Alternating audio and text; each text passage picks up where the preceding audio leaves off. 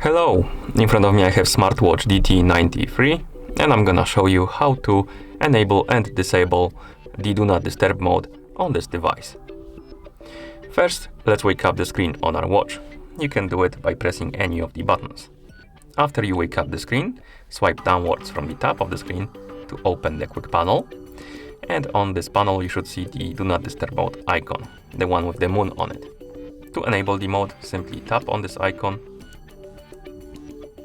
tap on it, then tap on the check mark to confirm. And now the Do Not Disturb mode is enabled. You can tell by the icon being highlighted.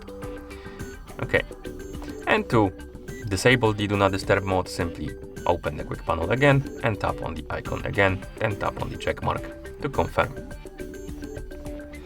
And that's how you enable and disable the Do Not Disturb mode on this device. Thank you for watching.